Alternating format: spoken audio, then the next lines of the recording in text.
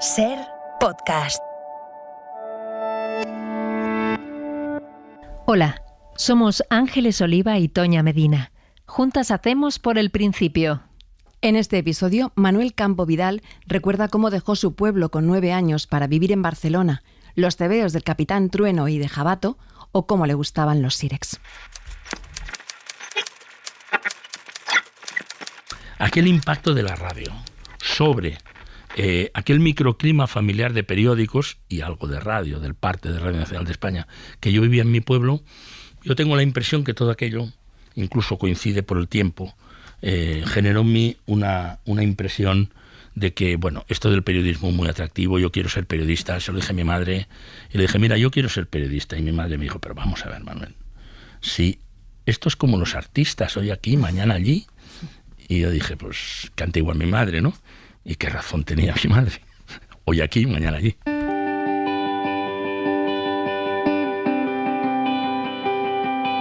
Aquel niño que quería ser periodista desde pequeño es Manuel Campo Vidal.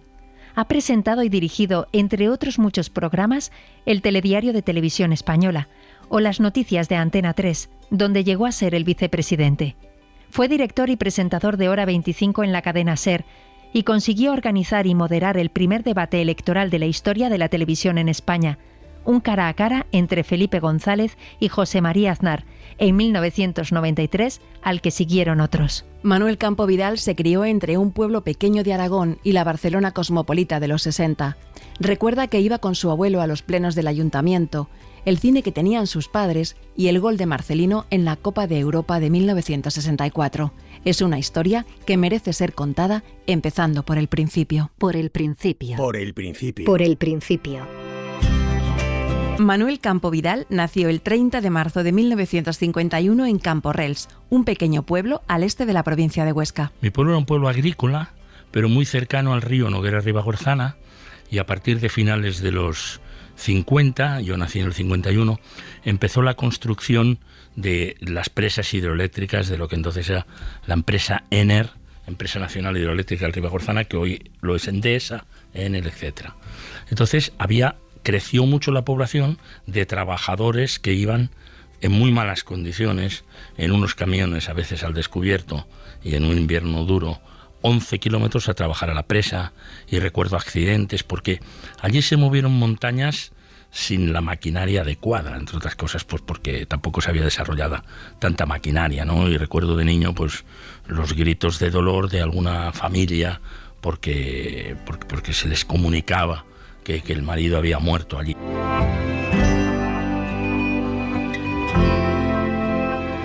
La presa de Canelles fue construida entre 1953 y 1959 en la cuenca del río Noguera Ribagorzana, en la frontera entre Cataluña y Aragón. Tenía unas dimensiones enormes, de 210 metros de longitud y 150 metros de altura, que en su momento alcanzaron el récord de altura en España y la hicieron ser una de las obras de ingeniería hidráulica más grandes de Europa. El embalse se construyó en solo 6 años y para realizar una obra de esa magnitud en un plazo tan corto hacían falta muchos trabajadores en una zona que estaba muy poco poblada. Unas 2.800 personas, que sobre todo venían del sur de España, trabajaron en la presa. Ellas y sus familias se tuvieron que alojar en un poblado provisional en Canelles que llegó a albergar 4.000 habitantes, muchos más que cualquiera de las localidades colindantes. También había gente que se alojaba en Estopiñán o en Camporrels, el pueblo donde vivía Manuel Campo Vidal. Llegaba gente, mi padre años después decía, es como si llegaran en pateras, llegaban desde Andalucía, desde otros sitios a trabajar, y había que buscarles acomodo en un pueblo que no estaba preparado para esto, en el mío y en los 2 o 3 de alrededor, ¿no? Y entonces había que habilitar al principio hasta pajares para que durmieran al principio, y después se fueron recolocando, y por eso la población subió hasta 600 habitantes.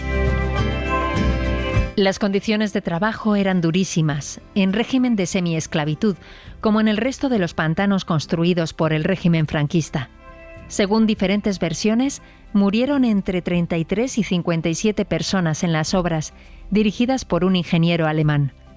En la prensa de la época no hay ninguna referencia a estas muertes. seguramente por el interés del régimen en ocultar las consecuencias de esa obra faraónica en la salud y la vida de los trabajadores. Afortunadamente he tenido siempre mucha memoria y recuerdo pues de esos gritos de dolor, por ejemplo, de la familia de la esposa del Enriquet, que era el carpintero del pueblo que murió en un accidente. Y estos eran de allí, no habían venido a Andalucía en este caso concreto, era un operario que trabajaba allí, sí.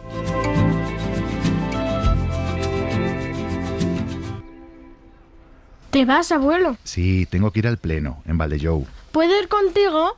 Sí, pero tenemos que decírselo a tu madre. ¡Mamá! ¿Qué pasa? ¿Puede venirse Manuel a Valldellou conmigo? Tengo que ir al pleno. Por favor, mamá. Ay, ¿cuándo volveréis? Antes de que se haga de noche, en cuanto acabe el pleno volvemos. Bueno, puedes ir, Manuel, pero bien agarrado a tu abuelo. ¡Bien! Cuidado con la moto, padre. Sí, hija, quédate tranquila, que está aquí al lado. Vamos, Manuel, sube que nos tenemos que ir ya. Ayúdame a subir, abuelo. Toma, Manuel, ponte una chaqueta, que en la moto hace más frío. Venga, que te ayudo yo. Así estás bien. Venga, ya está. Hala, agárrate fuerte a mi cintura. Que sí, abuelo, que siempre me agarro fuerte. ¡Adiós! Adiós, padre. Vaya con cuidado. Y mi abuelo era el secretario, casi se puede decir, del ayuntamiento. En este caso, casi se puede decir que los plenos municipales se hacían en mi casa. Así que yo he sido desde niño, he ido a plenos municipales. Algunos iba físicamente, incluso con mi abuelo, que era secretario de 3 pueblos, y yo era un niño de 6 años, íbamos en moto y sin casco al pueblo de al lado a ver, y yo le acompañaba los domingos por la tarde y hacía allí los plenos municipales. Ese era el abuelo materno, Sebastián Vidal. Manuel se puso como seudónimo su nombre, Sebastián, en los tiempos de la clandestinidad política. El otro abuelo, el paterno, Manuel Campo, tenía una fábrica de harina, donde trabajaba su hijo, el padre de Manuel. Mi abuelo debía ser a mitad de los años 40, reunió a los hijos, 2, fíjate, la mayor, Araceli, la mujer estaba excluida de la hipótesis estudiantil y les dijo, solamente puedo trabajar uno, solamente puedo estudiar uno, el otro se tiene que quedar conmigo aquí trabajando. Y mi padre, que era el mayor y generoso, lo fue siempre, dijo, bueno, pues que estudie mi hermano pequeño, Luis, que terminó un peritaje eléctrico en su momento y que siempre adoró a mi padre. Decía, tu padre es una gran persona y muy generoso. Mi padre era en realidad el que llevaba la fábrica, porque ya iba dejando el espacio. Mi abuelo era el que manejaba la fábrica tanto desde el punto de vista físico de mover la maquinaria, como de acordar con los agricultores de varios pueblos de la comarca que llegaban allí a traer trigo, ¿no? Incluso en unas memorias que escribió mi padre, pero no se publicaron, él contaba que hubo una sequía tremenda 2 años seguidos, y como tenían harina guardada, acumulada, digamos, de otras que no le habían dado salida, les adelantaron, en un acto muy generoso, harina a aquellos agricultores, fíjate, sin contrato y sin notario, de ya me lo devolverás en trigo cuando crezca y me lo puedas hacer. Y probablemente salvaron, así se hizo, salvaron a mucha gente pues de pasar hambre.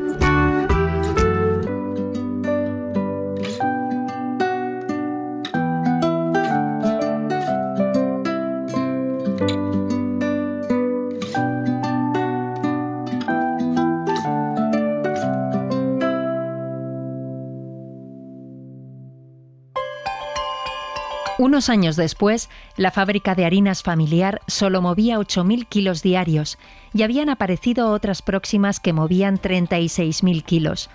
Ellos no podían competir.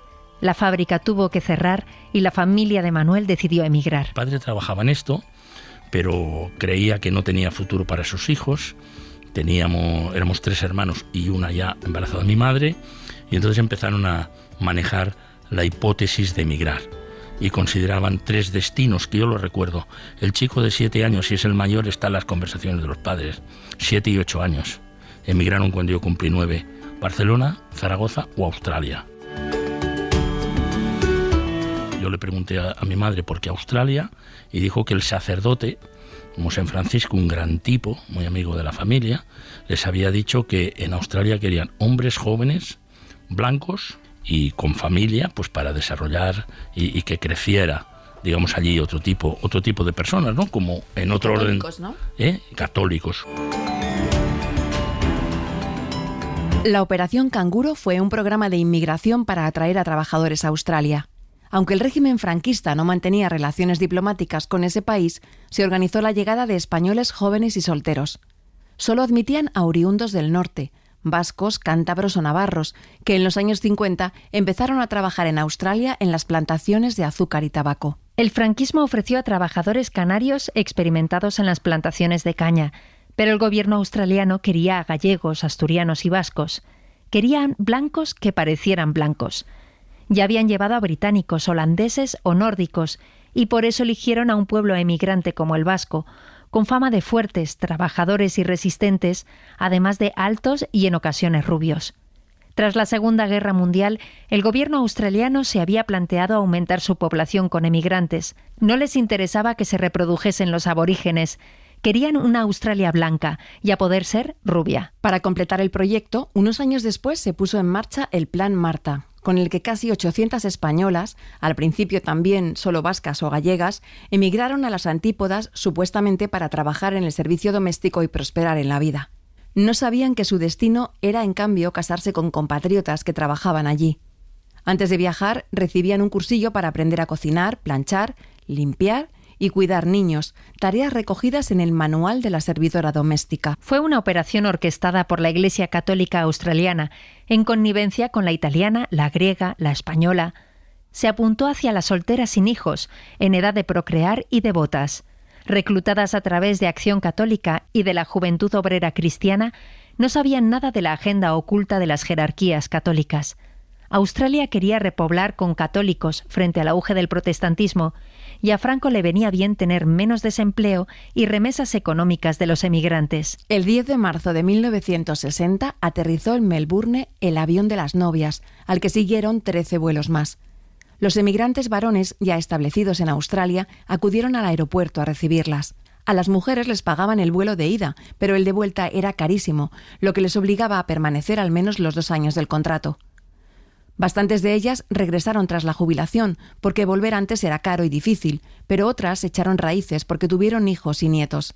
El plan no duró mucho, porque los hombres emigrados empezaron a reclamar a sus familias. Había salidas de distintos momentos, porque había una sobrepoblación en España, había hambre, literalmente, y entonces pues había países que necesitaban esa inmigración de esas personas, y entonces o bien se buscaba un pacto por la Iglesia, que fue el caso, y que supe años después, incluso llegué a conocer a la vicepresidenta de la Asociación de Españoles Nacidos en Australia, que vive en Coruña, que es una abogada, y lo mismo he conocido pues a la nieta de Alegre, que era un agricultor que fue de Burgos y se llevó, como todo capital, una bicicleta, que debía ser importantísimo en aquel momento, ¿no?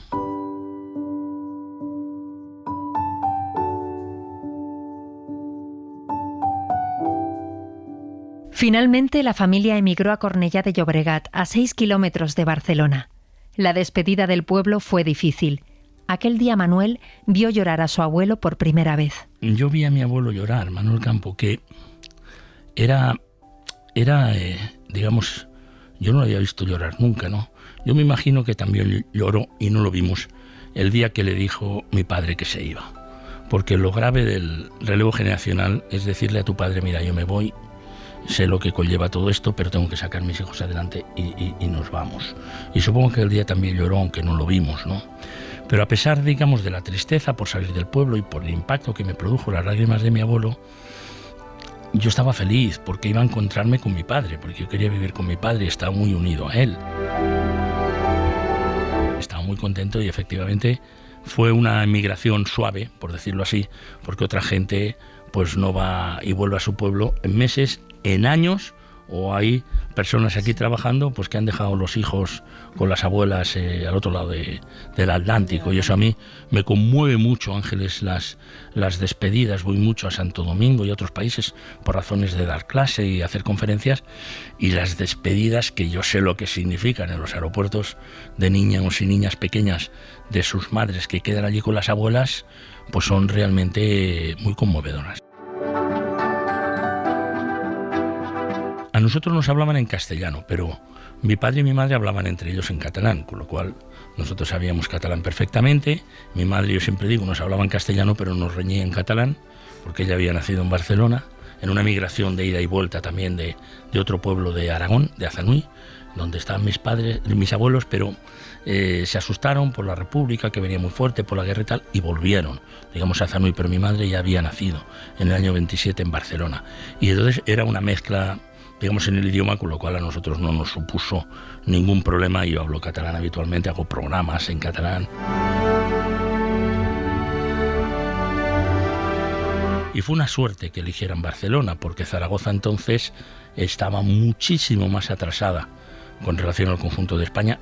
Incluso Madrid estaba atrasada a los años 60, porque veníamos estábamos en el rancio franquismo, y Barcelona era mucho más europea, mucho más moderna, y nosotros tuvimos la suerte de que mis padres en esos 3 destinos, Barcelona, Zaragoza, Australia, eligieran Barcelona porque fue el destino de la modernidad, de la vinculación a Europa. Pero Manuel y su familia nunca perdieron el vínculo con el pueblo. Él iba todos los veranos a pasar las vacaciones con los abuelos. Pero como el mayor elige vacaciones también, privilegio, yo iba al pueblo siempre cuando tenía 10 años, 11, 12, 13, 14, 15, de vacaciones con mis abuelos. Mi segundo hermano Luis iba más a Lérida con mi tía, pero nosotros, mis tíos y sus primos, nuestros primos. Pero yo volví al pueblo, por lo tanto yo tuve una infancia y luego unos veranos muy felices.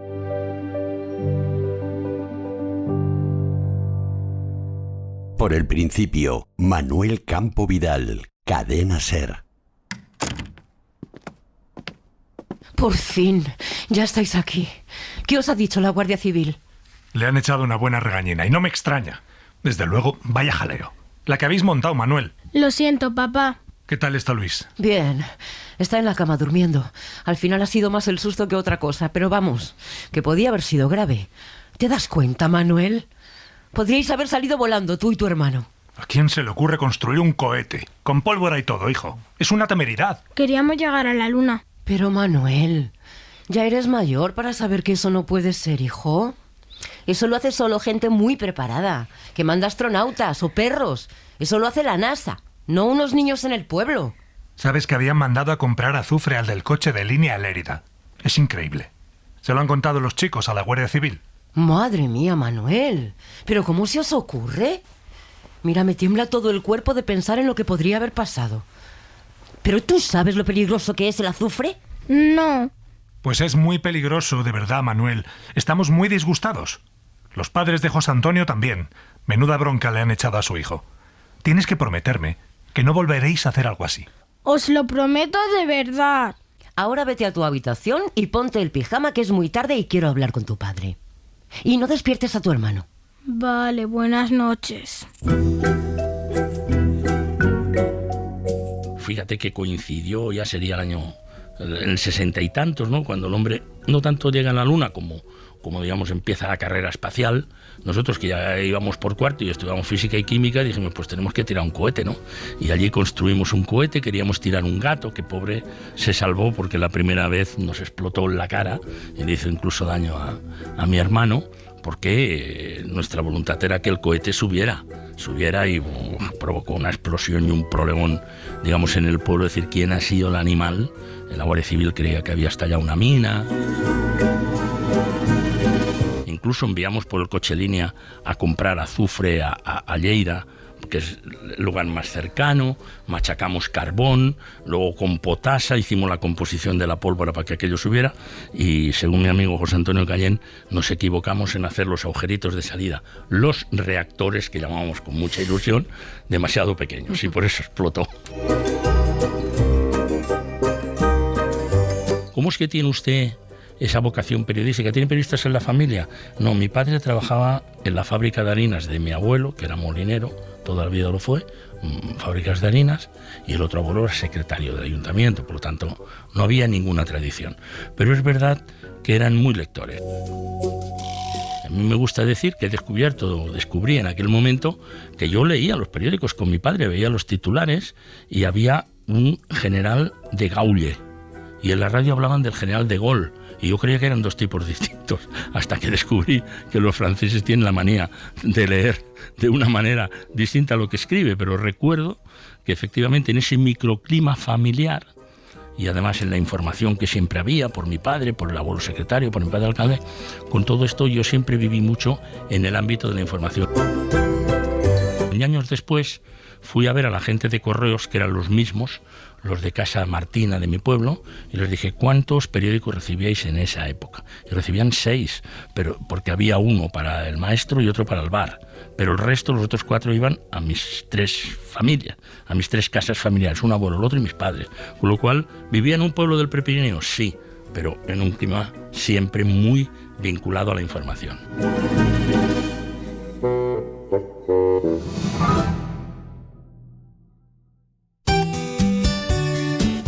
La familia de Manuel era aragonesa de habla catalana y eso les hizo más fácil la integración en Barcelona. Su padre se fue un año antes a buscar trabajo y casa para llevar a la familia con él. Él se fue año antes porque primero tenía que buscar trabajo, porque no había fábricas de harinas en Barcelona, digamos, y tenía que buscar casa. Y estuvo un año en el que vino solo, a pesar de la cercanía, pero claro, no había los coches que hay ahora y tal, vino como 3 o 4 veces, vino en verano, vino en Navidad, y recuerdo que vino por sorpresa el día del Pilar, porque era su cumpleaños y por allí estaba la fiesta, era muy sentida, digamos, la fiesta del Pilar, que es fiesta de Aragón también, aunque nosotros somos aragoneses de habla catalana, pero se celebra mucho la fiesta del Pilar. Como dice una primera frase del documental de la ganadera lucense Carmen Lence, ellos tuvieron la valentía de emigrar y ellas tuvieron el coraje de quedarse. Y yo siempre he pensado que las mujeres gallegas, pues sí, cuidaban a sus hijos en la retaguardia mientras ellos iban a América, pero además trabajaban en el campo, trabajaban en la granja. Y en nuestro caso, mi madre nos atendía. Parecíamos maniquíes, porque siempre quería llevarnos muy, muy elegantes. Y mi padre, cuando consiguió una casa y cuando consiguió un piso y cuando consiguió un trabajo, pues entonces emigramos todos a Barcelona. Mi padre entró a trabajar como agente comercial de empresas de electrónica y ahí estuvo hasta que se jubiló. O sea, que hizo... Fíjate, hubo falta de relevo generacional en la harinera y luego hubo una transformación profesional, digamos, de mi padre para poder sacar la familia adelante. Unos héroes, como tantos centenares de miles de personas en España. Mi abuelo decía, ¿qué mérito tiene Manolito? Que viene de una fábrica de harinas y se entra en el mundo de la electrónica sin saber poner un enchufe, porque tenía su mérito, que duda cabe, ¿no? Pero bueno, él lo consiguió.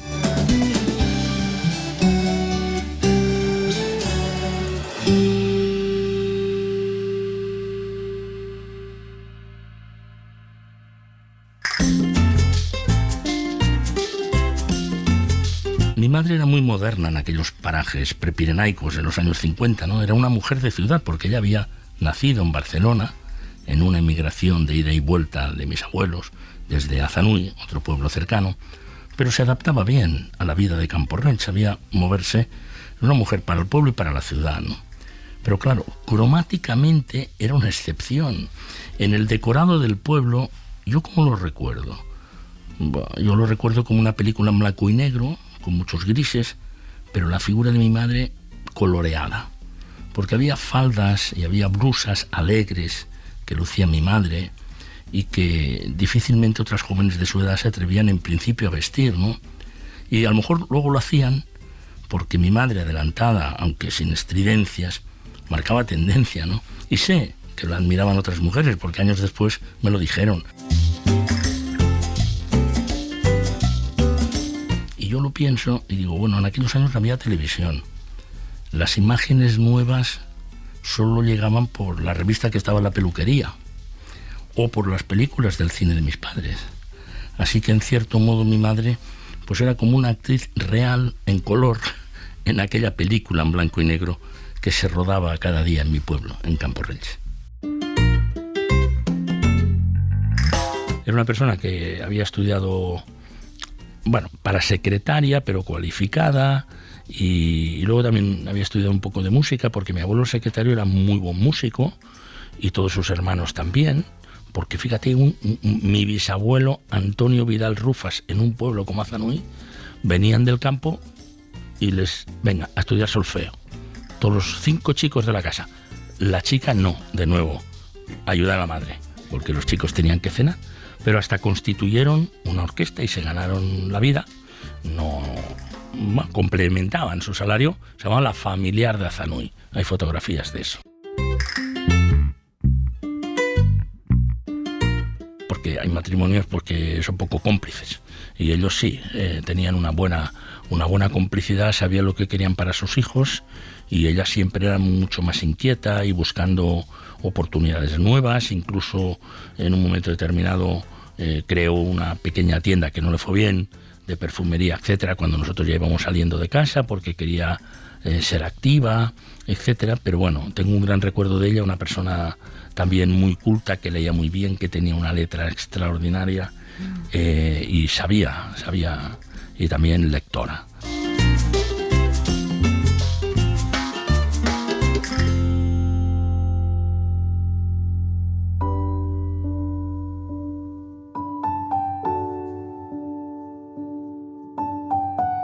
La comunicación con el mundo exterior al pueblo llegaba con la radio y los periódicos, y salía con el coche de línea. Era la conexión, digamos, en cierto modo, a la modernidad. Servía para ir al médico especialista, porque aunque éramos provincia de Huesca, mi pueblo está a 50 kilómetros de Barcelona y a 110 de Huesca, por lo tanto el médico, afortunadamente y con buen criterio, se cubría el especialista desde allí, aunque había médico en el pueblo. Servía obviamente por el trayecto, servía para traer el correo, servía los domingos para traer los helados que se vendía frente al cine que mis padres regentaban, porque crearon un cine en el pueblo, pero ni entre la harinera y el cine mi padre vio que no daba para vivir, para sacar adelante a los hijos. ¿Qué haces, Manuel? Contar monedas. Déjalas en su sitio, anda, que las necesito ordenadas, por si vienen a comprar más entradas. Pero si ya ha empezado la película. Sí, pero siempre hay algún rezagado que llega con ella empezada. ¿No quieres meterte a ver la película? No, esa película no me interesa. Pero si a ti te gusta mucho Sara Montiel, el último cuplé te encantó. Me acuerdo que hasta cantabas la canción del Fumando espero. Pero esta no tengo ganas de verla. Voy a jugar con José Antonio y vamos a construir un fuerte. Bueno, dicen que esta de la violetera la han hecho para aprovechar el éxito que tuvo la Montiel en la otra. Hola, ¿qué tal por aquí? Bien, está el cine a la mitad. Bueno, cuando termine el primer rollo sale la moto pitando. ¿Te quedas pendiente? Sí, no te preocupes. Ya he hablado con Samuel. El domingo pasado se retrasó por lo de su abuela, pero hoy me ha prometido que estará puntual. ¿Puedo ir yo en la moto? Ni hablar, Manuel. Samuel va muy rápido para llegar al otro cine y tiene que ir ligero. ¡Jo! Pero puedes ir con Manolo cuando termine la película y le ayudas a preparar el segundo rollo para que se lo lleven. Sí, me encanta ver las fotos pequeñitas de las películas.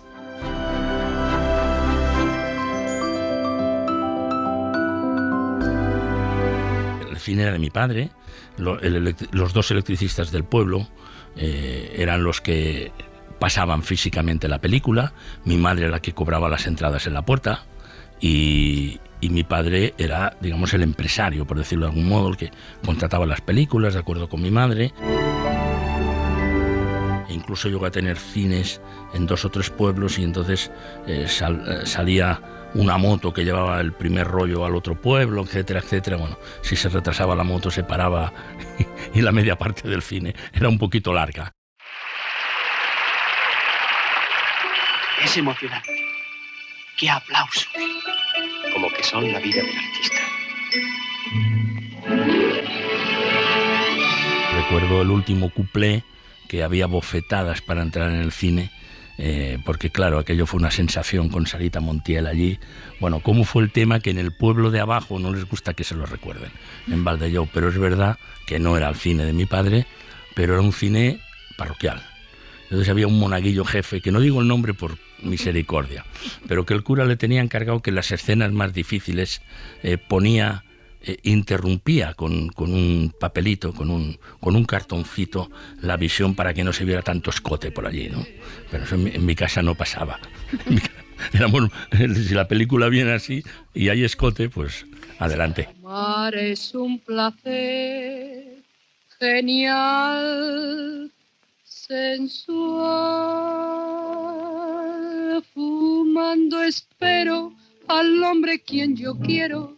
El último cuplé es una película de Juan de Orduña, de en principio una producción pequeña, sobre una cupletista en horas bajas que recuerda los días de mayor gloria. La película batió récords de taquilla en España. Las salas aguantaron meses con Saritísima en pantalla. Todos querían verla y escucharla, porque también fue su inicio en la canción, con una voz nada canónica pero atractiva y sensual, que casaba a la perfección con su físico explosivo. Sara Montiel era ya una estrella. Con 20 años y empezando apenas su carrera, se había ido a México y cuando volvió a España, 7 años después, en 1957, había trabajado en Hollywood con Burt Lancaster, Gary Cooper o Joan Fontaine. Sin cumplir los 30, había ido más lejos que ninguna artista española. Pero el último cuplé fue su gran éxito. La película era un melodrama musical que funcionaba muy bien en aquella época, con Carmen Sevilla, Paquita Rico o Lola Flores. Pero además mostraba una hermosa mirada nostálgica sobre los tiempos del cuplé, al que se le llamaba despectivamente género ínfimo, y la España de principios de siglo. En ella ha quedado la inconfundible Fumando espero, con sus piernas desnudas en la chaise longue, boquilla larga en mano y mirada de deseo. Sara Montiel y Ricardo Montalbán, yo me aprendí el nombre de aquel señor. Digo, ¿quién será el privilegiado que ha tenido a esta señora en brazos, ¿no? Porque yo creo que estaba toda la comarca, incluidos los niños enamorados de aquella señora, ¿no? El padre de Manuel se puso a trabajar como representante para vender electrodomésticos y componentes electrónicos. Su trabajo le ofreció una oportunidad inesperada de ver mundo con su familia. Después de Manuel, el primogénito, habían nacido sus hermanos, Luis, María Teresa y Anabel. Y él llegó a ser representante en Barcelona de la empresa Retex, pero también para toda España. Venía a Madrid con un 600, mucho mérito en aquellas carreteras, y también de Portugal. Iba mi padre a Portugal desde muchas veces, o algunas veces, desde Barcelona con el 600. Y un verano, un señor que le hizo un favor de conseguirle mi padre en Barcelona unas piezas que necesitaba también de electrónica, dijo, bueno, le voy a pagar, y mi padre, que era, no se preocupe usted, no sé. Bueno, pues le dejo un apartamento que tengo en Estoril. Bueno, allí fuimos mi padre, mi madre y los 4 hermanos en un 600 desde Barcelona a Lisboa, que no te quiero contar lo que fue la aventura. Y cuando llegamos allí, mi padre, que era muy atrevido, dijo, bueno, como tenemos algunos días más, volveremos a Barcelona, pero por el sur, para conocer Sevilla, Gibraltar. Luego, que no entramos porque está cerrada la verja, pero lo vimos allí. Después toda la Costa del Sol y subir por Almería, en Alicante y al 600. Dijo, mira, yo aquí me paro. Y bueno, hubo ahí una pequeña avería, pero se arregló y tal. Y todo conduciendo mi padre, porque era el único que conducía, porque mi madre no tenía carnet de conducir. Pero mi padre quería enseñarnos el mundo y a mí me impactó mucho. Parábamos en varios pueblos. La primera estación fue Campo Reig, Barcelona Campo Reig, 200 kilómetros. Aprovechamos la fiesta mayor. La segunda, Madrid. Dormimos en casa de unos amigos. La tercera, Navalmoral de la Mata. Y luego ya Lisboa. Y luego para abajo, pues recuerdo que fuimos a El Rosal de la Frontera, lo conozco desde entonces. Después a Sevilla, después a Jerez y así sucesivamente. Y reíamos mucho incluso, ¿no? Porque una vez me parece que era Vera, en Almería, había solamente 2 habitaciones y mi padre dijo, bueno, para tu madre y las nenas, que eran las chicas, una habitación. Luis y yo, la otra. Y tú duerme ahí. Y yo dormí con 2 tíos que no conocía en la habitación. Sí, pero es muy de agradecer, porque aprendimos mucho, vimos muchas cosas. Yo vi mujeres trabajando en la carretera en Portugal. En España esto no se veía, pero como peón de obra, digamos, ¿no? Y vi, luego fíjate que se ve en España, a unas personas fui a sacar la basura y luego había una gente que iba y miraba en la basura buscar comida. Eso lo vi en Portugal y quedé muy impresionado. Más allá de la visita cultural, fue una visita toda de contrastes y agradezco mucho a mi padre el esfuerzo del viaje y a mi madre, fíjate cómo iba para llevarnos a todos para adelante en aquel 600.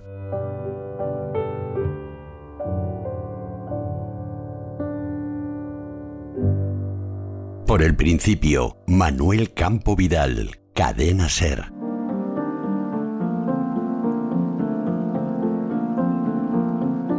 El 25 de septiembre de 1962 se produjo la mayor catástrofe hidrológica de la historia de España y la que más muertos ha provocado. Un episodio de gota fría en Barcelona provocó las lluvias torrenciales que arrasaron la provincia y dejaron un saldo de cerca de 1.000 muertos.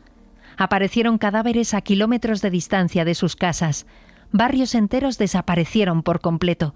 Coches, camiones y autobuses fueron arrastrados por las riadas. Las primeras lluvias suaves de la mañana fueron un regalo para una Barcelona que acumulaba meses de fuerte sequía.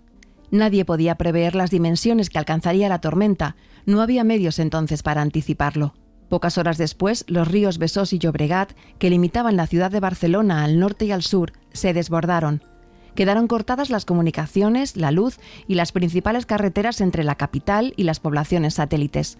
En apenas 2 horas y media se acumularon 212 litros por metro cuadrado. Afectó especialmente al triángulo formado por Sabadell, Tarrasa y Rubí, donde riachuelos normalmente pequeños o cauces desaparecidos desde hacía años se convirtieron en inmensas avenidas de agua que se tragaron todo lo que encontraron a su paso. Centenares de viviendas, numerosas fábricas en plena jornada laboral y a cientos de personas.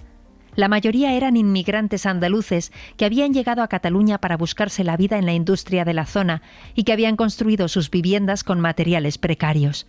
Aquel día de septiembre del 62 vieron cómo el agua engullía todo a su paso.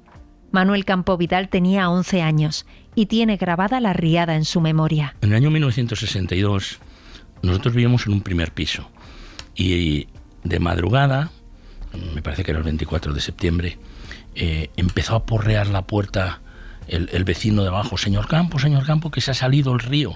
Yo miré por la ventana y quedé impresionado porque efectivamente había una riada muy alta. Subimos a los vecinos a nuestra casa porque el agua entraba en su casa. Mi padre tenía ya un 600 allí enfrente y lo estaba moviendo, digamos, la riada. Fue realmente muy impresionante. Aquello no estaba previsto. Fue un drama. Yo creo que murieron 1.000 personas. No hubo muertos en el barrio, a punto estuvieron. Había una señora que se estaba allí medio ahogando, una señora mayor, y el padre de mi amigo Manolo Flores, fíjate. Luego, el gran jugador de baloncesto, el padre ya era un tipo alto y fuerte, cruzó ante la mirada de todos diciendo: ¡ay, que se lo traga el río! Cruzó, llegó a aquella casa donde la señora pedía auxilio, la sacó en hombros, un héroe. No hubo muertos allí, pero esos 1.000 muertos o centenares de muertos quedaron enganchados, si se ve la geografía, bajando de las rieras afluentes del Llobregat, la de Rubí, Tarrasa, etcétera, fueron a parar y quedaron en unos frutales de la zona de Molins de Rey, ¿no? Donde allí apareció un personaje que, déjame citarlo porque lo quiero mucho y está muy malito estos días, que se llama Ignasi Riera, un gran intelectual que llegó voluntario a identificar cadáveres, digamos, allí, ¿no? A nuestro barrio llegaban muebles y era muy sospechoso, como es lógico, muebles de casas, y decías: ¿de qué casas viene todo esto, no? ¿Dónde están las personas, las casas? Y llegó un baúl, y cuando se fueron las aguas no nos atrevíamos los chicos, dábamos vueltas al baúl, ¿qué habrá ahí? Incluso alguno dijo: a ver si hay una persona muerta ahí dentro, yo qué sé. Al final nos armamos de valor, abrimos el baúl y allí había unas colecciones perfectamente ordenadas y embarradas del Capitán Trueno y del Jabato.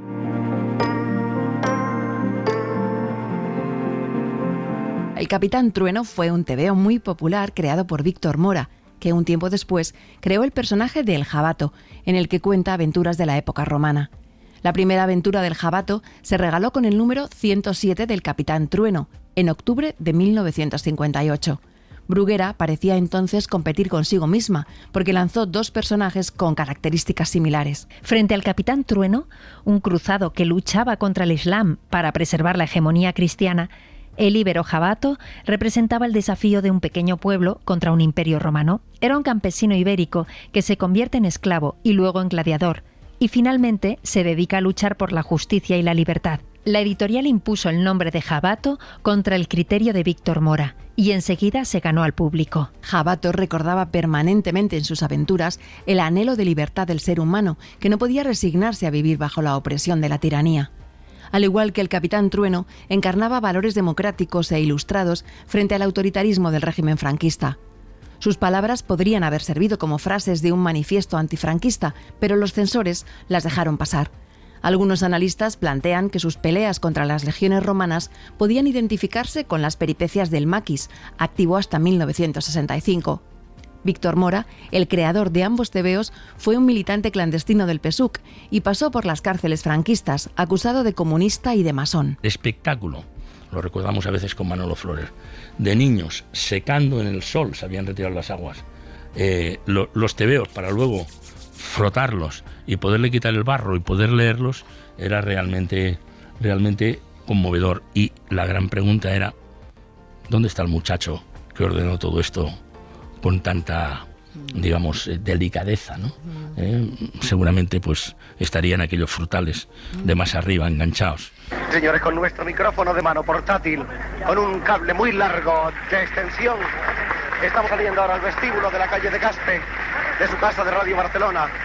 Yo quería salir aquí solamente para verles. Déjenme que me acerque, por favor, aparten esos cordones. Yo quiero verles y hablar con ellos. Quiero verles y hablar con ustedes y darles las gracias por su paciencia y por su generosidad. No me lo dé a mí. Por aquí, 1.000 pesetas, por favor. Un recibo enseguida, 1.000 pesetas a este señor. Y en aquellos días, comenzó la solidaridad y la radio, mi padre nos dijo, escuchar la radio, escuchar a ese hombre. Allí sí conectábamos bien Radio Barcelona.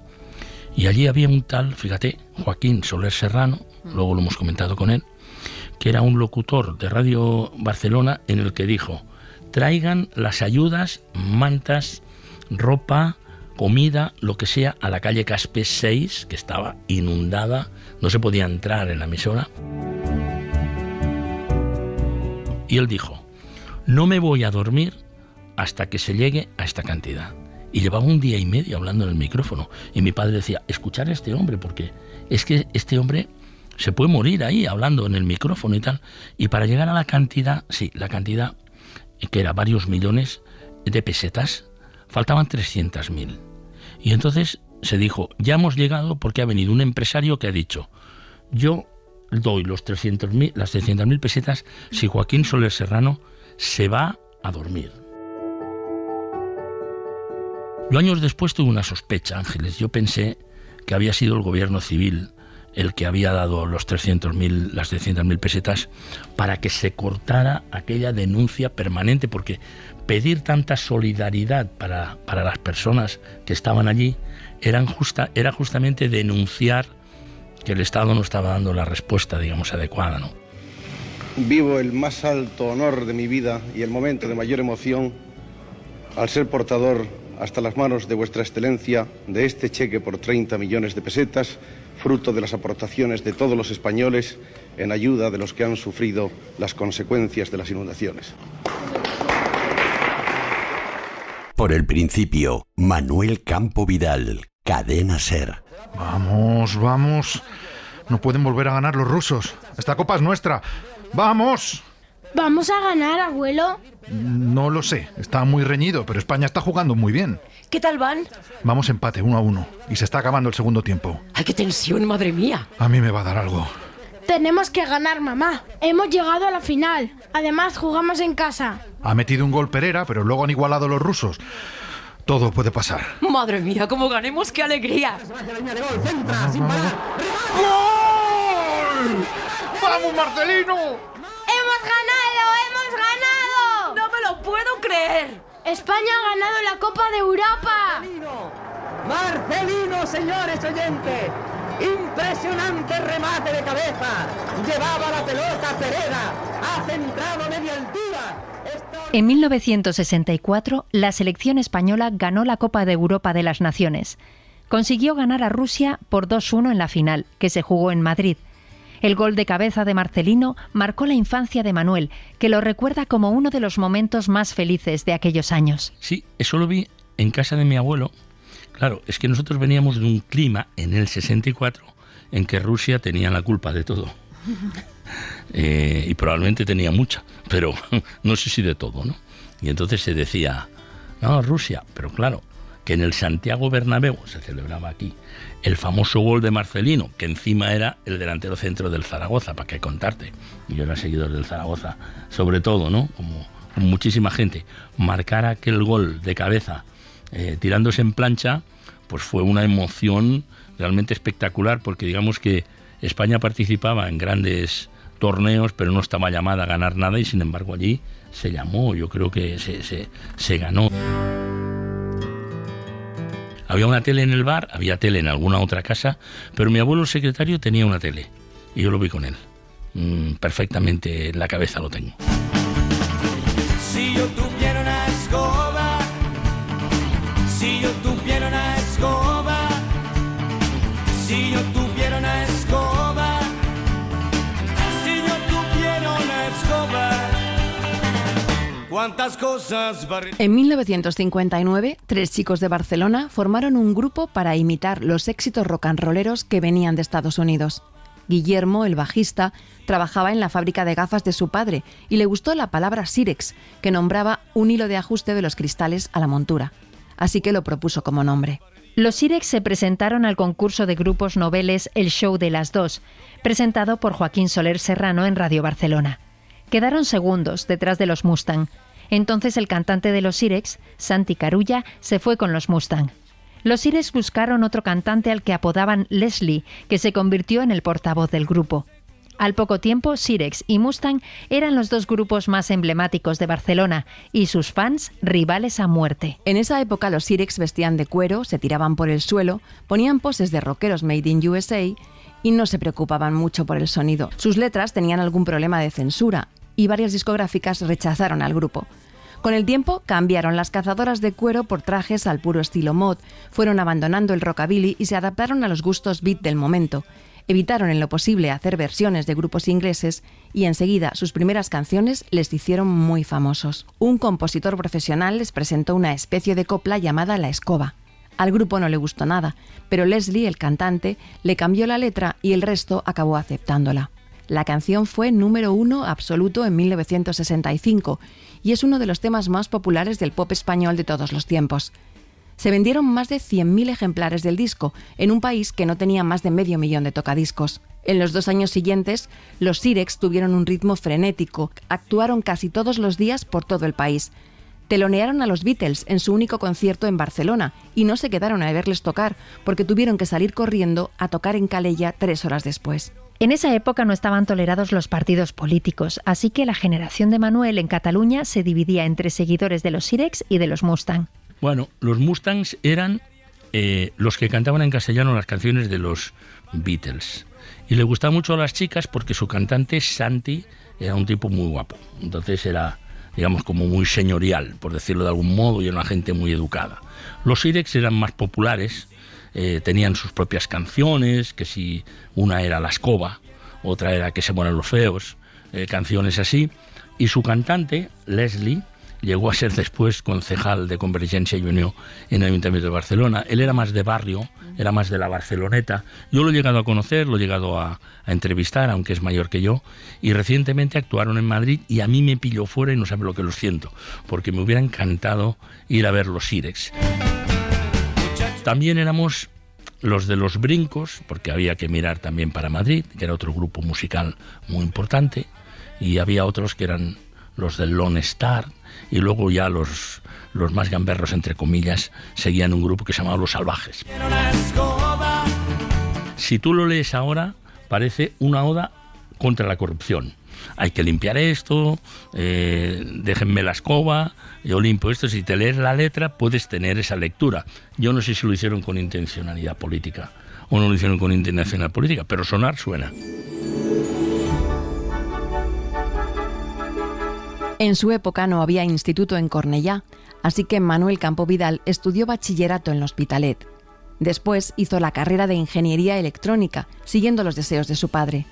Pero nunca trabajó en ello. Su vida se ha dedicado al periodismo, con el que soñaba desde que era un niño. Yo ya quería ser periodista desde el principio, desde que tenía 12 años, y así se lo comuniqué a la familia.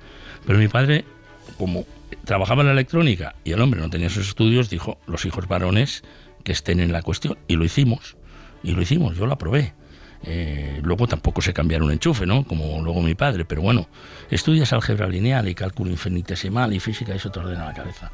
Y eso es muy importante, pero yo terminé en junio una cosa y en septiembre estaba haciendo el examen, que entonces lo había para la escuela de periodismo, ¿no? Bueno, lo tenía claro y además empezamos a escribir en la revista parroquial del barrio cuando teníamos 13 años y 12 y 14 años y en una revista parroquial de Cornellá después. Siempre hemos estado vinculados al periodismo y al hecho de comunicar, pero puede ser hablar por la radio, puede ser escribir, puede ser hablar a un grupo de personas. La comunicación es todo, ¿no? Cualquier comportamiento humano es una forma de comunicación. Tú me escuchas a mí ahora y yo en tu cara sé si te gusta, si no te gusta, si te interesa, si no te interesa, y así sucesivamente. Y cuando te escucho yo a ti lo mismo. Yo creo que lo más importante, o una de las cosas más importantes que te da vida, es tener ilusión. Y yo tengo ilusión, la tenía de niño, la tuve después, la tenía por escribir en un periódico, por trabajar en él, trabajé, la tenía años después, por estar en la radio, por estar en la televisión, por salir al extranjero, por conocer cosas nuevas, y siempre continuamente la ilusión y la voluntad también. Yo creo que el periodista también debe tener un poco una cierta vocación de servicio, ¿no? Yo creo que eso es importante, ¿no? Por el principio, Manuel Campo Vidal. Dirección, realización, guión, montaje y locuciones, Ángeles Oliva y Toña Medina. Producción, Matilde Suárez. Técnicos de grabación, Alicia Fernández, Rocío Sánchez Chamero y José María Sendra. Interpretación, Alicia Merino, Iván Villanueva y Javier Laorden. Con la colaboración especial de Mateo Oliva.